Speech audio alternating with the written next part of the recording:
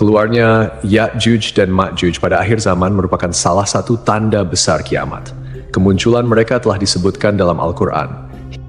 Hingga apabila dibukakan tembok Ya'juj dan Ma'juj, dan mereka turun dengan cepat dari seluruh tempat yang tinggi, dan telah dekatlah kedatangan janji yang benar, hari kebangkitan, maka tiba-tiba terbelalaklah mata orang-orang kafir. Mereka berkata, "Aduhai, celakalah kami, sesungguhnya kami adalah dalam kelalaian tentang ini. Bahkan kami adalah orang-orang yang zalim." Allah memudahkan Dzulqarnain, seorang raja yang saleh, untuk membangun sebuah dinding besar agar menjadi penghalang bagi Ya'juj dan Ma'juj yang telah merusak bumi dan mengganggu manusia. Apabila waktu yang telah ditentukan tiba dan kiamat sudah dekat, dinding tersebut akan terbuka. Ya'juj dan Ma'juj akan keluar dengan cepat dalam jumlah yang sangat banyak. Tidak ada seorang pun yang mampu menghadapi mereka. Mereka akan berbaur dengan manusia dan menyebarkan kerusakan di muka bumi. Ya'juj dan Ma'juj adalah kata yang terdapat dalam Al-Quran dan ditafsirkan sebagai kaum yang membuat kerusakan di muka bumi. Siapakah sebenarnya Ya'juj dan Ma'juj? Kapan mereka akan keluar? Dan di mana letak tembok yang disebutkan itu? Simak penjelasannya lebih lanjut. Sebelum itu, jangan lupa untuk subscribe, tinggalkan like, serta tuliskan harapan pemirsa di kolom komentar. Semoga kita semua menjadi orang-orang yang selamat dari fitnah akhir zaman. Amin ya, Rabbal Alamin. Secara etimologis, Ya'juj dan Ma'juj berarti penduduk atau bangsa. Anggapan yang menyatakan Ya'juj dan Ma'juj bukanlah dari keturunan manusia tidaklah benar. Mereka adalah manusia keturunan Nabi Adam alaihissalam, hanya saja memiliki sifat yang suka merusak, dan mereka akan berperang melawan Nabi Isa alaihissalam beserta pasukannya di Bukit Tursina. Sesungguhnya Ya'juj dan Ma'juj berasal dari keturunan Adam. Jika mereka diutus kepada, niscaya akan merusak kehidupan mereka, dan tidaklah salah seorang dari mereka mati, kecuali meninggalkan 1000 keturunan dari mereka atau lebih. Mengenai asal-muasal Ya'juj dan Ma'juj, ada dua keterangan dari para ulama. Pertama, mereka berasal dari keturunan Adam, bukan Hawa. Normalnya manusia terlahir dari perkawinan, namun Ya'juj dan Ma'juj terlahir tanpa melalui perkawinan Adam dan Hawa. Mereka muncul karena Adam alaihissalam mengalami mimpi basah dan air maninya bercampur dengan tanah. Dari sinilah kemudian Allah Subhanahu wa Ta'ala menciptakan Ya'juj dan Ma'juj. Kedua, mereka adalah keturunan Yafits bin Nuh. Yafits bin Nuh merupakan moyang dari bangsa Turki. Pendapat yang tepat adalah pendapat yang kedua ini, wallahu alam bisshawab, karena tidak ada satupun riwayat syahih yang mendukung keterangan pertama.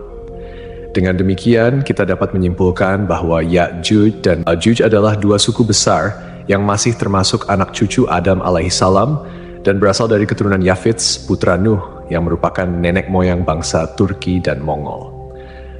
Mereka diisolir oleh tembok benteng tinggi yang dibangun oleh Dzulqarnain. Mereka tidak hidup di alam gaib seperti para malaikat dan bangsa jin, melainkan berasal dari Magog bin Yafet bin Nuh bin Lamik bin Metusyalih bin Idris bin Yarid bin Mahlail bin Kianan bin Anusi bin Syits bin Adam. Ya'juj dan Ma'juj berkembang biak dengan cepat sehingga jumlah mereka menjadi sangat banyak. Ya'juj dan Ma'juj adalah dua bangsa yang sangat besar jumlahnya, dengan perbandingan 1:999 antara manusia umumnya dengan Ya'juj dan Ma'juj. Mereka disebutkan sebagai mayoritas penghuni neraka, dan kedua suku ini disebutkan telah ada dekat pada masa Nabi Musa alaihissalam berdakwah.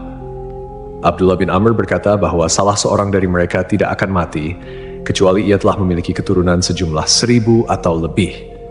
Ciri utama mereka adalah memiliki sikap yang merusak, dan jumlah mereka sangat banyak, sehingga ketika mereka turun dari gunung seakan-akan seperti air terjun yang mengalir.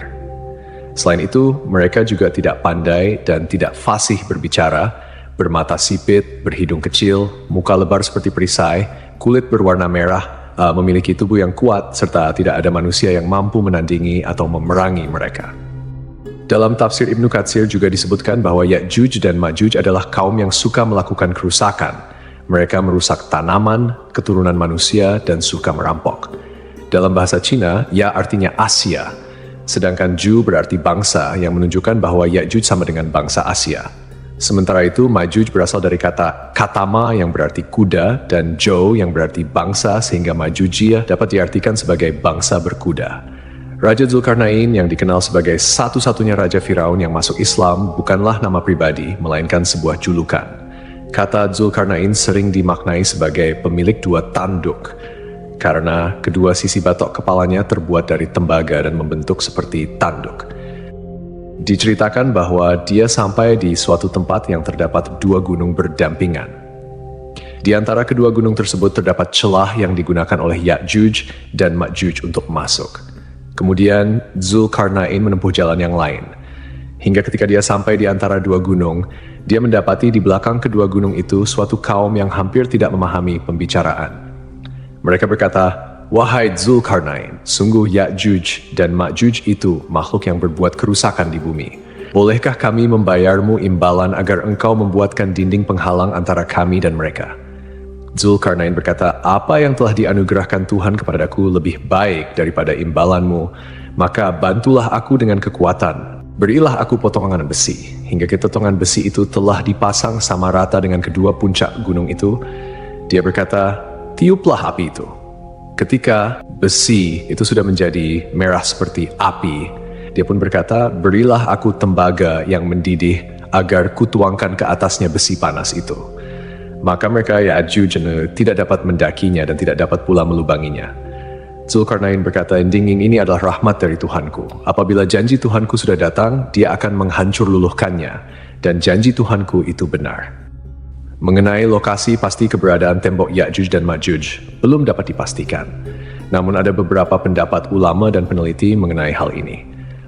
Ciri tembok Zulkarnain dapat ditemukan dalam surat Al-Kahfi ayat 93 yang mengatakan, "Hingga apabila dia telah sampai di antara dua buah gunung, dia mendapati di hadapan kedua bukit itu suatu kaum yang hampir tidak mengerti pembicaraan." Dari surat Al-Kahfi, Allah Subhanahu wa Ta'ala memberikan petunjuk bahwa Ya'juj dan Ma'juj berada di antara dua gunung, dan kaum tersebut memiliki bahasa yang sukar dipahami. Menurut Imam Al-Qurtubi, lokasi mereka berada di kawasan berbukit di antara negara Armenia dan Azerbaijan. Hal ini juga disebutkan dalam sebuah riwayat yang diriwayatkan oleh Al-Bukhari bahwa seseorang pernah berkata kepada Nabi Muhammad SAW, "Aku pernah melihat dinding itu menyerupai selendang lurik." Nabi SAW menjawab untuk membenarkan ciri-ciri dinding yang dilihat pria itu. "Engkau benar, sudah melihatnya." Ibnu Hajar menuturkan, hadis ini disampaikan oleh Ibnu Abi Umar melalui jalur riwayat Sa'id ibn Abi Arubah dari Qatadah, dari seorang penduduk Madinah yang pernah berkata kepada Nabi SAW, "Wahai Rasulullah, aku pernah melihat dinding penghalang Ya'juj dan Ma'juj." Nabi SAW lalu balik bertanya, "Bagaimana engkau melihatnya?" Pria itu menjawab, "Seperti selendang lurik yang bergaris-garis merah dan hitam." Nabi benarkan pernyataan pria itu. "Engkau benar sudah melihatnya." Menurut Profesor Dr. Hamdi bin Hamzah Abu Zaid, Ya'juj Ma'juj akan muncul di Asia. Hioen Xiang, seorang pengembara Cina, pernah melewati pintu berlapis besi itu dalam perjalanannya ke India pada abad ke-7.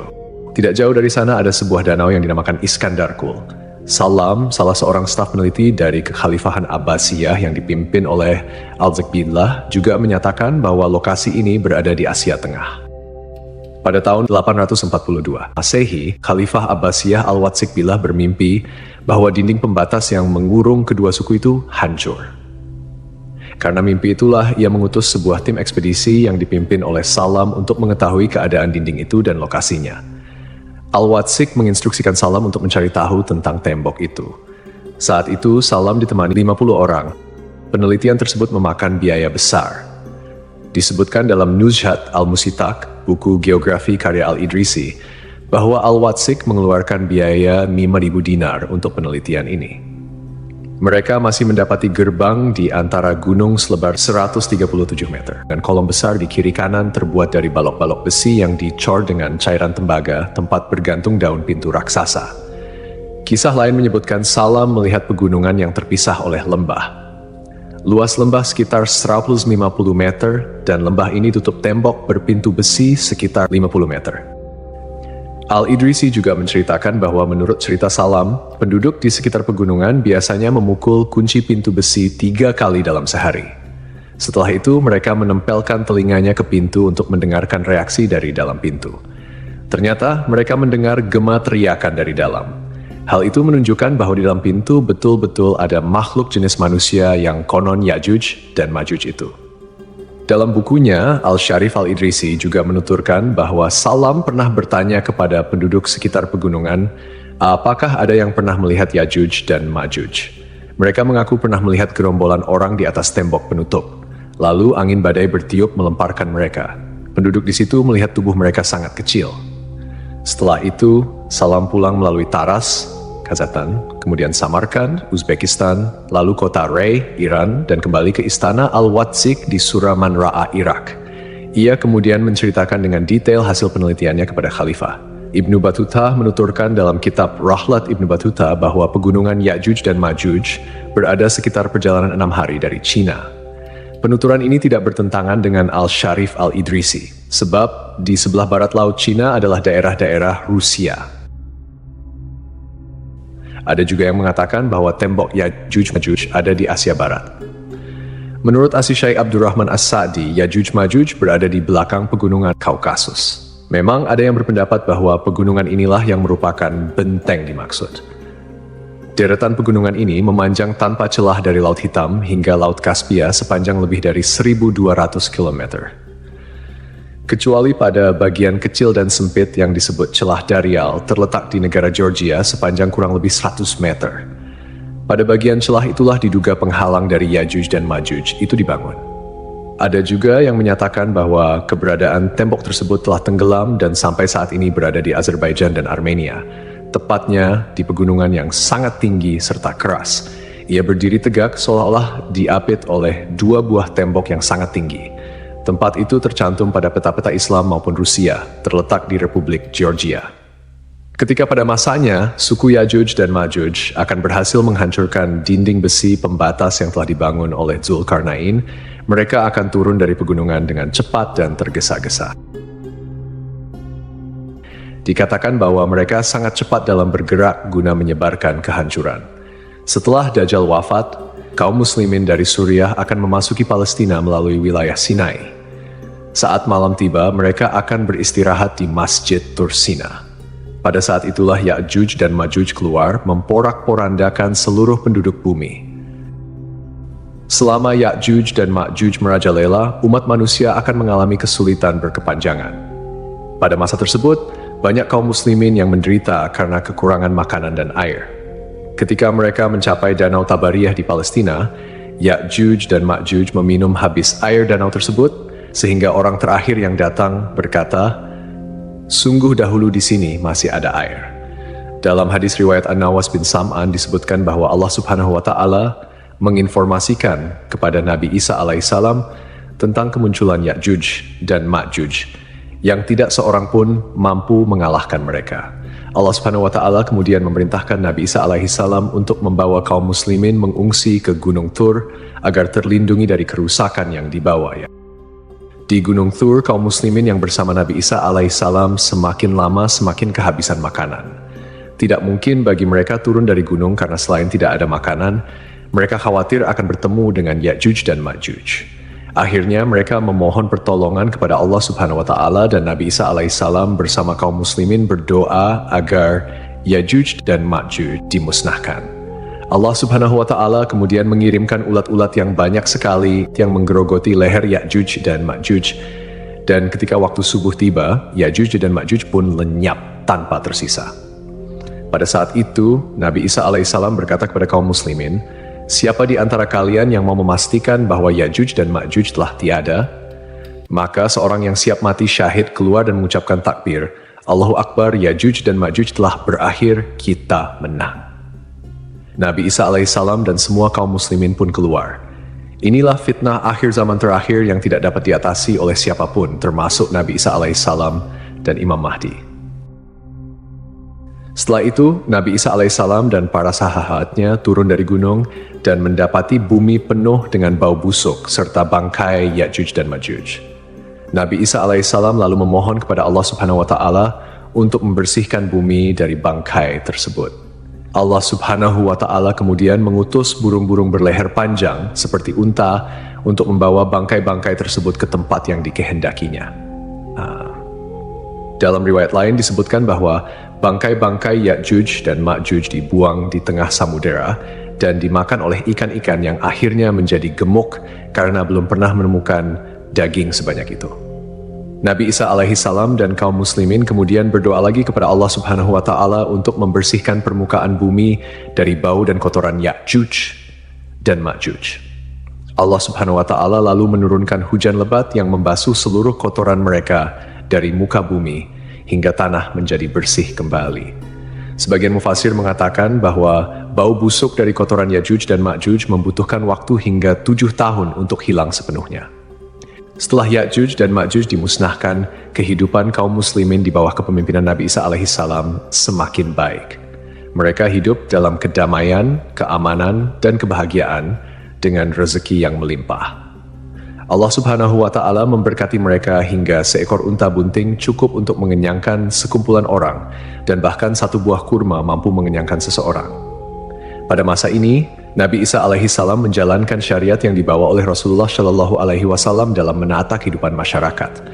Banyak orang kafir yang masuk Islam setelah menyaksikan keindahan ajaran tersebut. Di mana-mana terlihat kedamaian dan persatuan. Kejahatan jarang terjadi dan seluruh umat bersatu dalam pengabdian kepada Allah Subhanahu wa taala. Namun masa ini berlangsung singkat. Di akhir masa Nabi Isa alaihissalam, Allah Subhanahu wa taala akan mengirimkan angin lembut dari arah Yaman. Angin ini akan menyentuh setiap orang beriman dan muslim, dan melalui angin ini Allah Subhanahu wa taala mengambil nyawa mereka. Setelah itu, yang tersisa hanyalah orang-orang jahat yang hidup tanpa akhlak dan rasa malu, bagaikan binatang. Di masa itulah kiamat akan tiba.